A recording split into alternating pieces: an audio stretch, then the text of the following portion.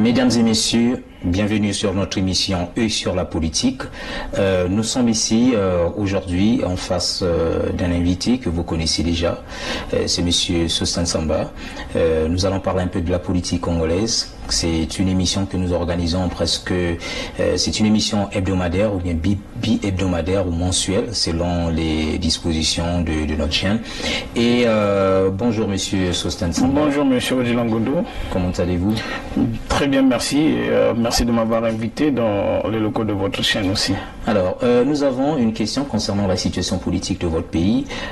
On vient d'apprendre, c'est une information un peu urgente, que Monsieur Charles Zakari Boao, qui continue un peu de tenir tête au pouvoir de Brazzaville, a été en fait convoqué en date du 7 juin 2016.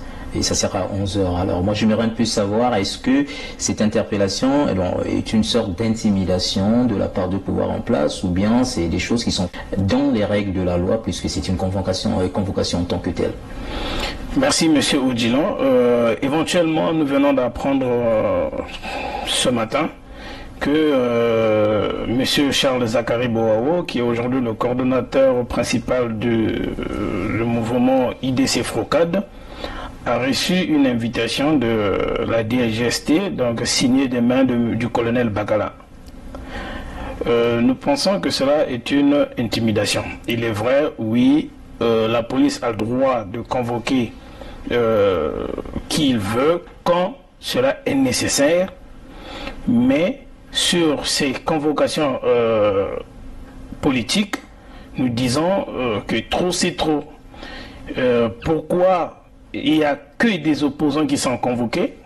Et aujourd'hui d'ailleurs, Monsieur Odilon, sachez-le, nous dénombrons au moins 237 politiciens de l'opposition et leurs partisans qui croulent dans les geôles, dans les prisons de Monsieur Denis Sassou Nguesso.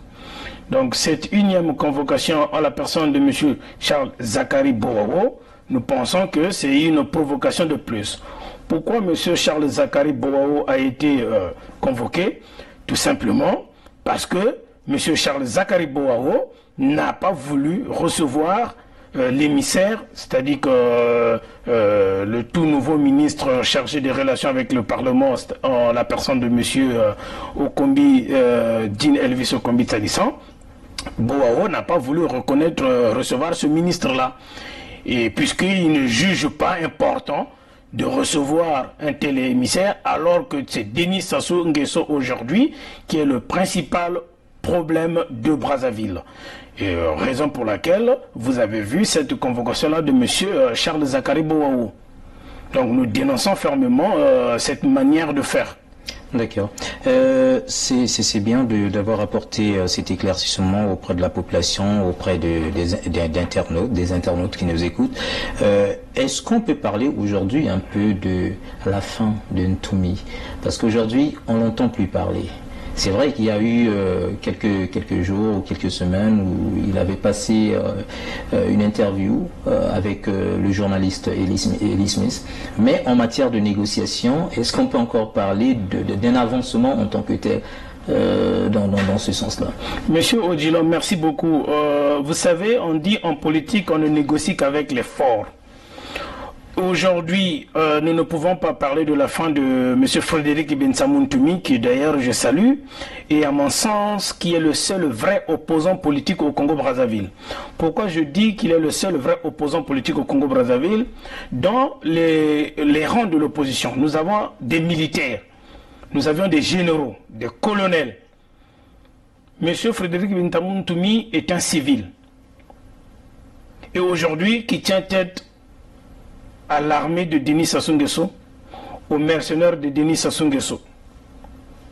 Hier, nous avions vu par exemple la sortie d'un certain Ramsès, de son vrai nom Augustin Bassoumba.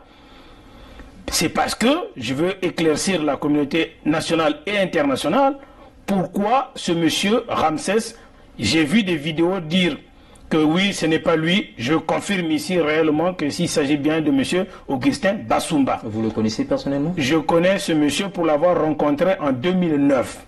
Et j'ai reçu ici même des vraies informations sur la sortie de ce monsieur-là.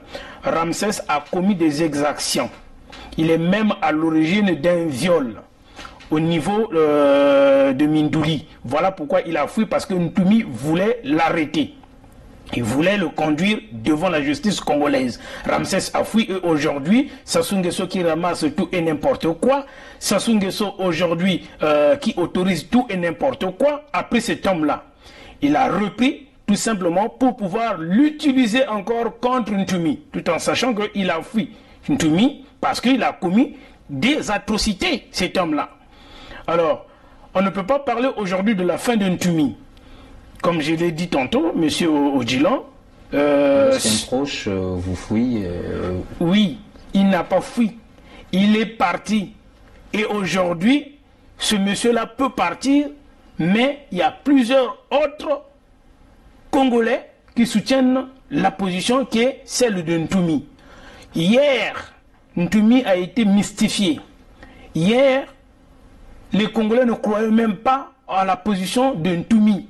Mais aujourd'hui, Frédéric Binsamou Ntumi, monsieur Odjilan, vous pouvez en être sûr que c'est le seul opposant qui fait l'unanimité dans la diaspora. Ntumi peut aujourd'hui mourir, mais il y aura plusieurs Ntumi qui vont sortir encore. Parce que le projet de Sassou Nguesso, c'est de tuer Ntumi. Coûte que coûte. Tuer, l'assassiner ou l'arrêter. Voilà le trophée que Denis Sassou Nguesso aujourd'hui veut brandir sur l'opinion nationale et internationale en disant que j'ai tué le terroriste. Alors que nous savions que les attaques du 4 avril, par exemple, a été fomentées dans les laboratoires du PCT. C'est pas Ntumi qui est à l'origine de ça. Sassou Nguesso est en train de chercher des voies et moyens pour éliminer Ntumi, tout simplement parce que Ntumi, c'est le seul opposant aujourd'hui qui est capable de le tenir tête. Il veut le tuer. Vous êtes sûr? Parce que si c'était le seul opposant qui tient tête à Sassou, pourquoi est-ce qu'il cherche encore là, en fait, à négocier avec... Monsieur Odjilan, pourquoi je dis qu'il est le... Son secrétaire général, je crois bien que vous le connaissez très bien, qui est allé à Brazzaville pour négocier avec le pouvoir en place. Monsieur Jean-Gustave Ntondo, donc, oui, qui est le secrétaire par intérim du CNR, éventuellement, a été envoyé par Ntumi auprès du pouvoir de Brazzaville, auprès de l'ex-président du Congo, Denis Sassou Nguesso, pour apporter les propositions qui sont celles de Ntumi. Cependant, il arrive à Brazzaville, à 3 h du matin, Jean-Gustave Ntondo a été enlevé dans son hôtel. Et nous condamnons cela. Aujourd'hui, Ntumi est le seul opposant qui avait accepté d'aller dialoguer avec Sassou Nguesso. À Sibiti, à Dolisie, à Evo, Ntumi était là. Et aujourd'hui, on le traque. Je vais vous faire une confidence aujourd'hui, monsieur Odjilan. Ce gouvernement que nous avions vu aujourd'hui à Brazzaville, ce gouvernement que Sassou Nguesso a mis en place, c'est un gouvernement éphémère. Soyez-en sûrs, d'ici 6 mois, 8 mois, ce gouvernement-là va être modifié. Parce que l'ex-président du Congo-Brazzaville, Denis Sassou Nguesso, veut aujourd'hui éliminer Ntumi et de laisser Kiki Sassou Nguesso au pouvoir. Voilà le vrai projet machiavélique de Denis Sassou Nguesso.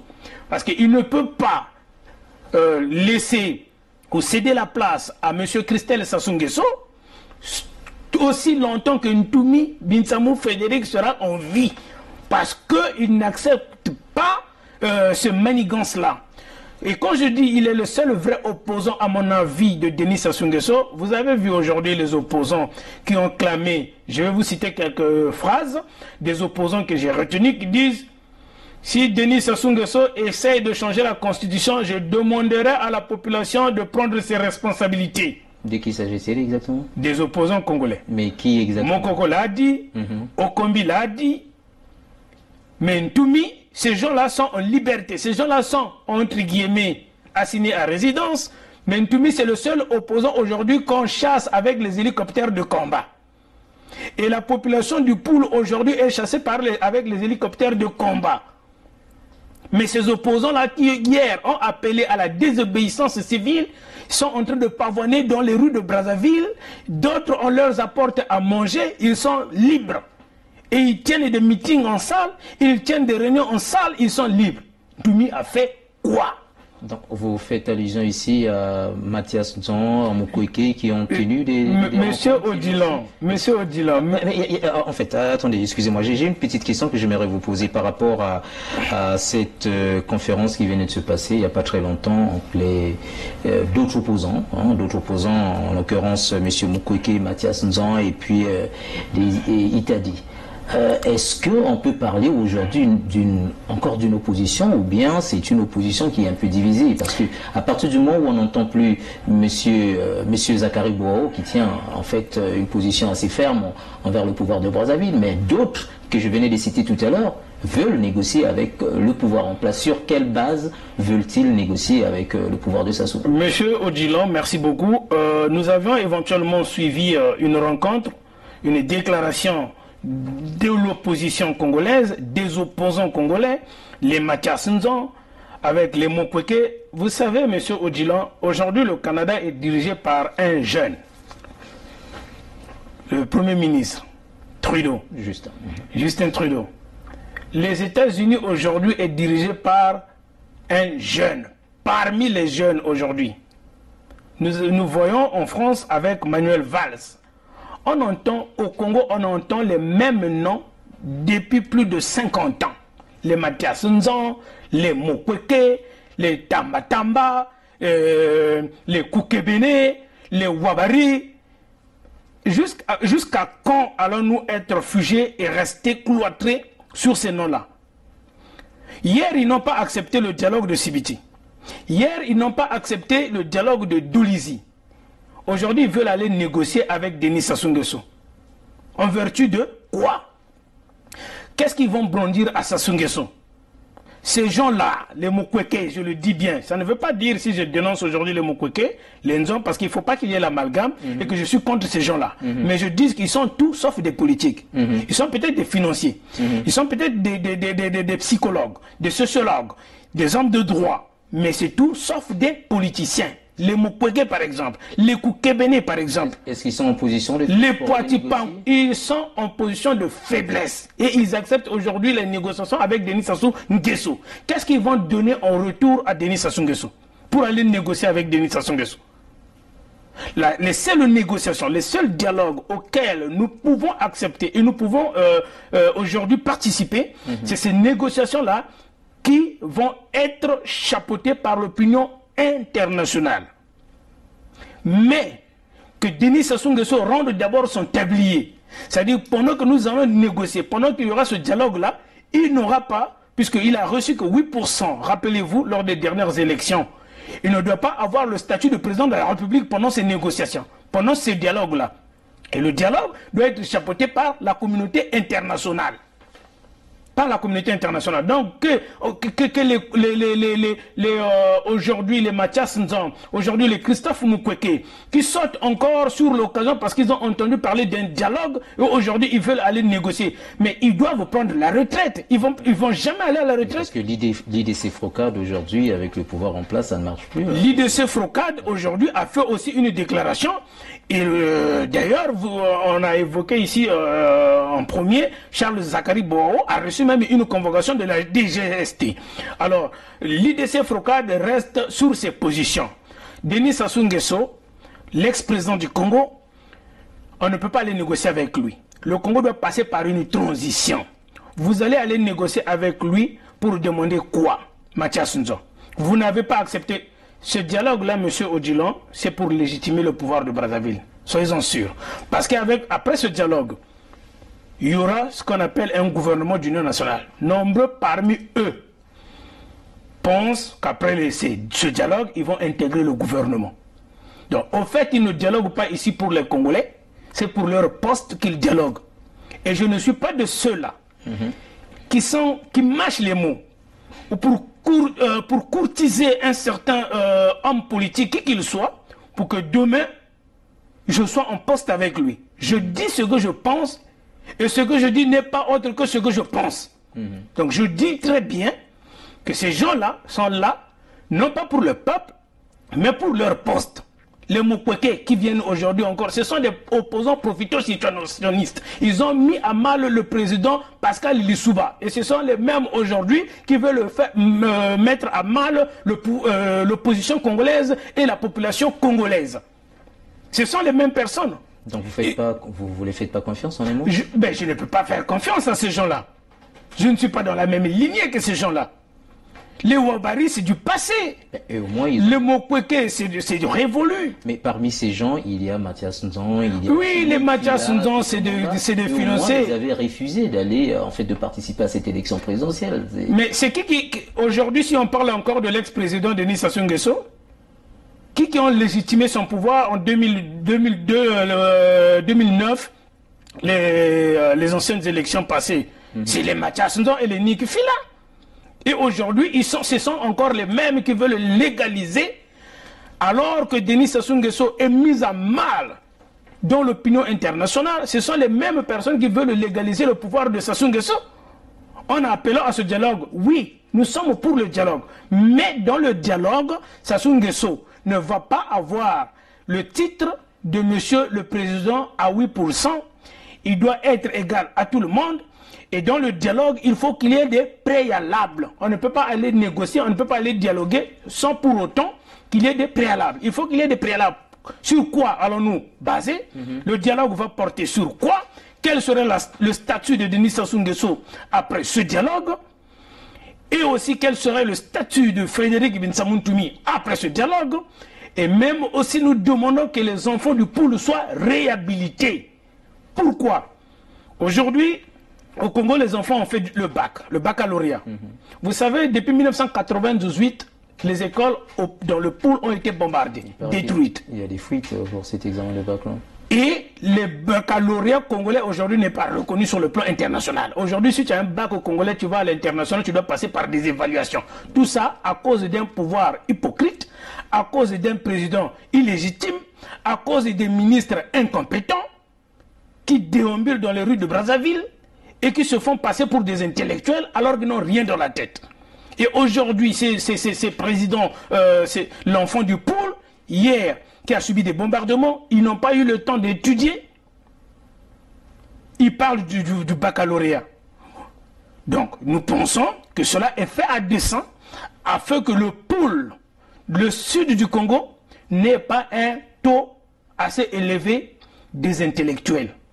Depuis 1998, le pool subit des bombardements. Est-ce que cet argument-là, ça passe quand même? Parce que ça ne passe pas là. Parce que le pool, à ce que je sache, depuis des années, il y a toujours eu des intellectuels. Il y a des gens qui ont passé des examens. Ce n'est pas pour une année que certains enfants ne vont pas faire l'examen que ça va constituer en tant que tel une grosse perte au niveau des intellectuels de cette province. Là, Monsieur Odilon, c'est depuis 1998.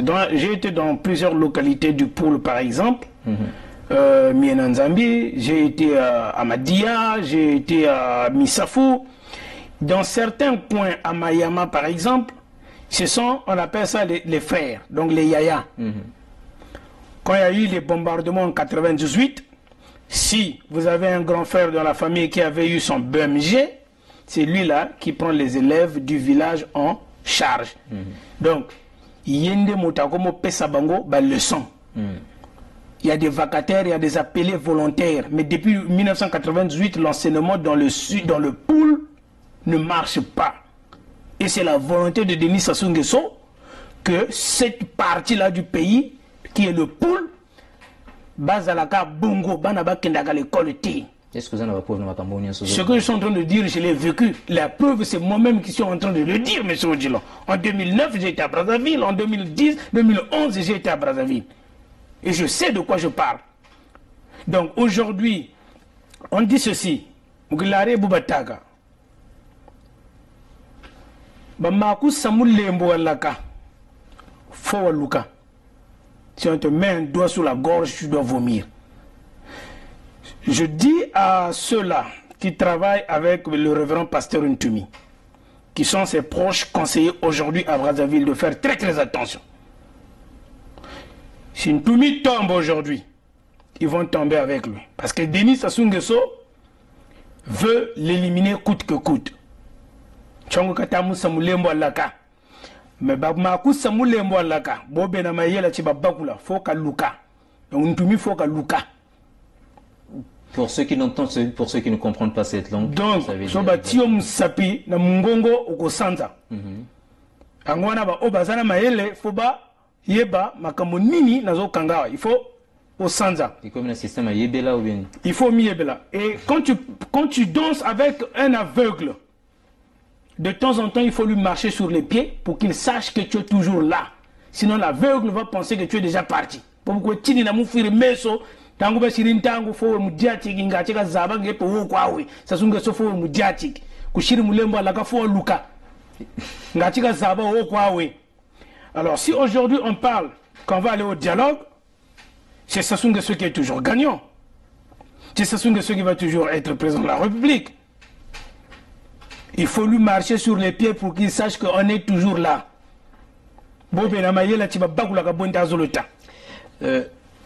Depuis longtemps, dans plusieurs interviews que vous avez eu à passer, que ce soit sur CGB 24 TV Universel ou bien avec d'autres chaînes, vous maintenez toujours votre position dans ce sens où, à ce que je sache que même aujourd'hui, vous avez encore prononcé ces mots, vous appelez Monsieur Denis Sassou Nguesso par l'ex-président du Congo. Ça, c'est selon vous.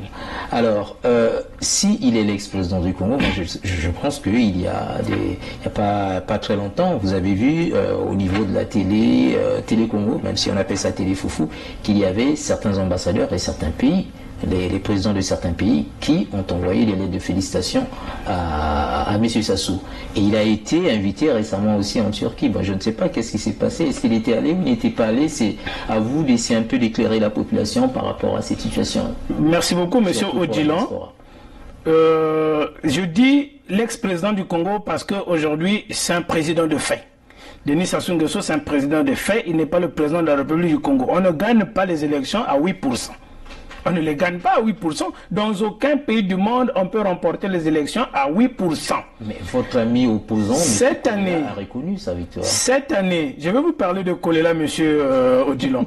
Cette année, au plus tard, le 12 août, Denis Sassou Nguesso ne sera plus au Congo-Brazzaville. Soyez-en sûrs, il ne sera plus jamais le président du Congo.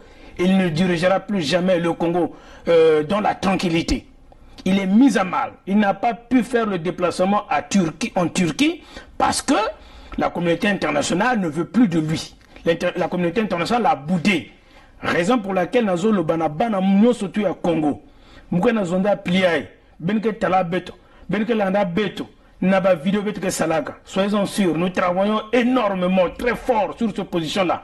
Sassou Nguesso banazola diayand V partout.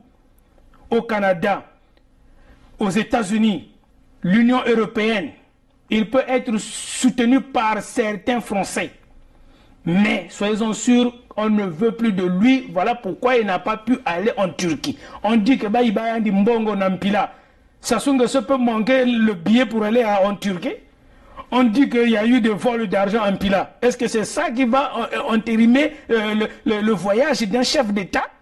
Non. C'est pour dire que bana mai Sassou Nguesso tolingi li susute mindele bazo boudeye. Donc eloko moko etikali na biso awa biso no surtout à la engele. Soutenez l'opposition sur place, mais ne comptez pas sur des retraités politiques aujourd'hui qui, après avoir entendu un dialogue, veut encore venir se faire un nom.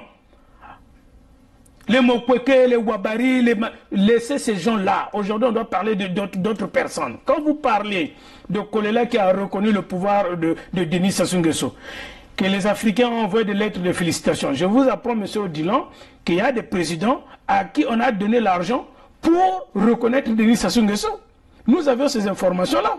Et je vais vous faire une autre confidence bientôt. Monsieur Kolela, oui, que j'ai d'ailleurs dit, aujourd'hui, il a la trempe d'être un grand leader de l'opposition congolaise. Il y a une crise au Congo-Brazzaville. Et il y a une crise de leadership dans l'opposition. Tous ces vieux-là que vous entendez parler, les Kolela, les Mokoko, ils veulent tous être les leaders de l'opposition. Voilà pourquoi ils n'arrivent pas à s'entendre sur des sujets. Voilà pourquoi nous avions vu les Mathias Nzon. Voilà, ça profite à Denis Sassou Nguesso, l'ex-président du Congo. Les Mathias Nzon font une déclaration d'un côté, les Kolela font une déclaration et les Mokoko et les Bowawo de notre côté parce que entre eux, il y a une crise de leadership. Je vais dire tout ce que je pense. Il y a une crise de leadership dans l'opposition congolaise. Ils ne veulent pas s'entendre. Vous savez, le père Kolela s'appelait Bernard Bakana Kolela. Je vais vous faire une confidence. Parfait Kolela et moi, on est des frères. Pour ceux qui me connaissent, ceux qui qui ont été avec moi à l'école, ils connaissent réellement comment je m'appelle. Sosteni Debamukana Samba. Et c'est même Kolela qui avait donné ce nom-là. Donc Kolela, mon oncle était le président du MCDD Pointe-Noire. Aujourd'hui, il est en exil en Côte d'Ivoire. Kolela m'a voulu sagana menobe ni mounou sa porter plainte. Personnellement. Les enfants du Poul sont en train de mourir. Aujourd'hui, Parfait a le charisme d'être un grand leader. Mais il faut qu'il ait le courage d'un grand leader. Vous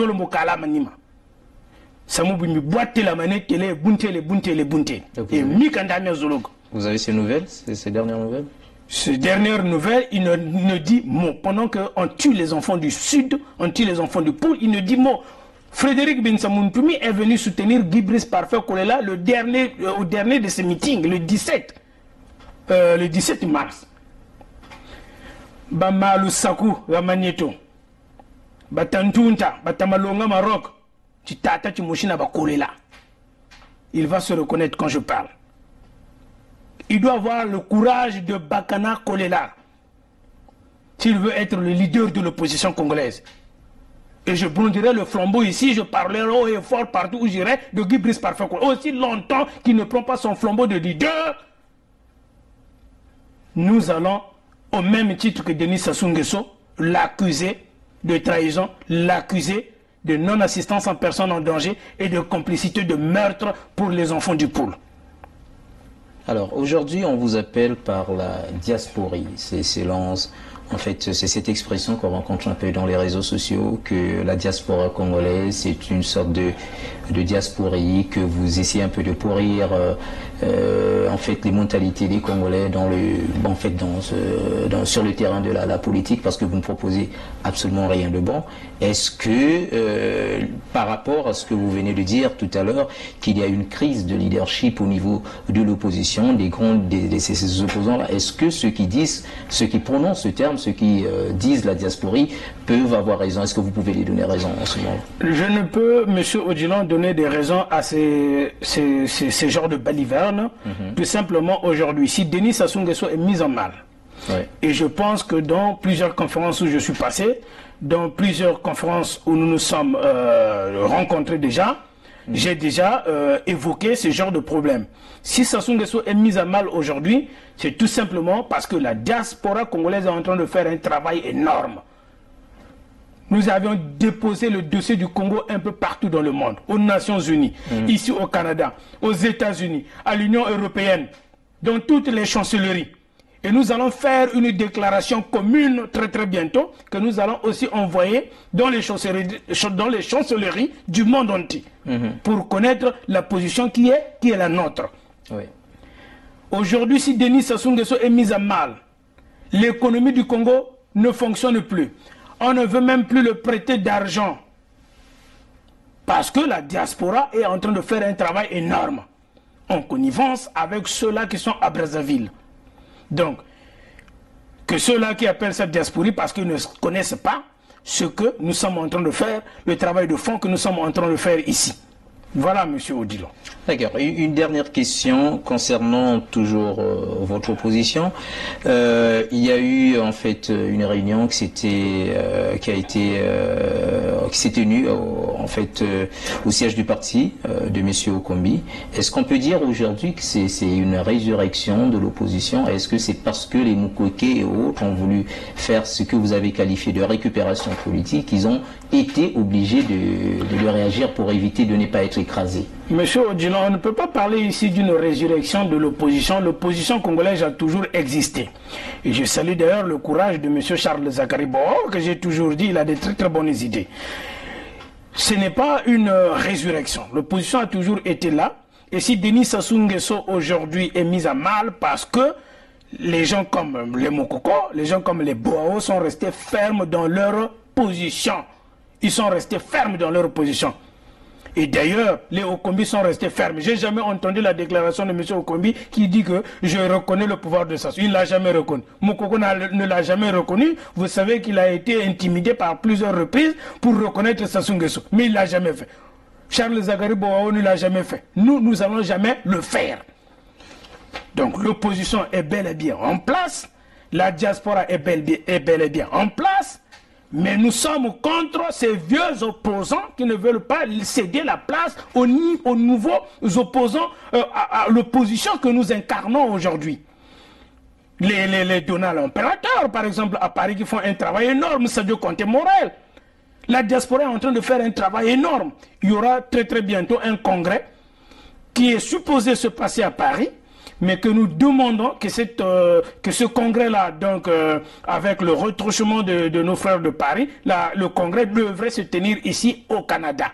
Le congrès devrait se tenir ici au Canada. Et au sorti de ce congrès-là, si Sassou Nguesso, nos frères qui sont à l'intérieur du pays, n'ont pas mis en place un gouvernement d'union nationale, nous allons mettre un gouvernement dans la diaspora. Et ça va se tenir ici au Canada. Nous n'allons pas partir au congrès de Paris pour aller encore se chamailler avec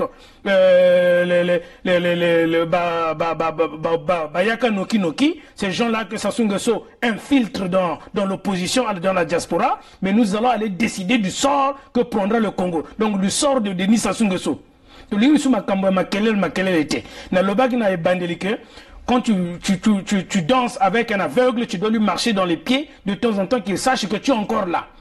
Ce qui, donc, un fou, quand tu danses avec lui, s'il te gifle, gifle-le, pour qu'il comprenne qu'il n'est vraiment pas fou. Sassou Nguesso, il faut le gifler. Sassou Nguesso, il faut le mettre à mal. Ce qui a bimisi bibundeli, bisopeto négocier, tous à la peine bibundeli. Parce que c'est pas avec ce dialogue-là qu'il va partir. Il est en train de mentir. Avec la complicité de ses frères vieux opposants qui aujourd'hui veulent encore récupérer ce dialogue-là. Donc il nous faut Babylone Minene pour que tu bengisaye. Sans ça, il ne partira pas. Ça, il faut le chasser. Papa, Mariam Babi avant Koufa. Mariam Babi avant Akoufa.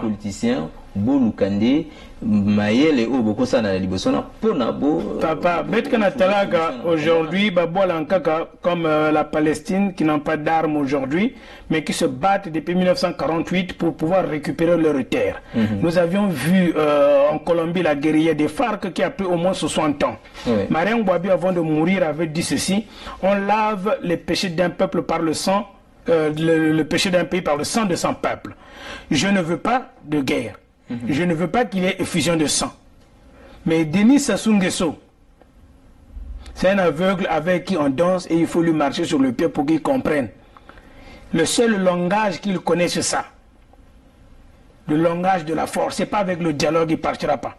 Et je mets en garde les opposants qui vont favoriser la reconnaissance, la légitimité du pouvoir de Denis Sassou Nguesso. Vous serez les ennemis du peuple demain. Et aux collaborateurs du révérend pasteur Ntoumi, ne vous trompez pas. Sassou Nguesso, son but, c'est de tuer Ntoumi. C'est de le tuer. Donc même ceux qui boquent un dialogue, Boyokani, mais il va toujours...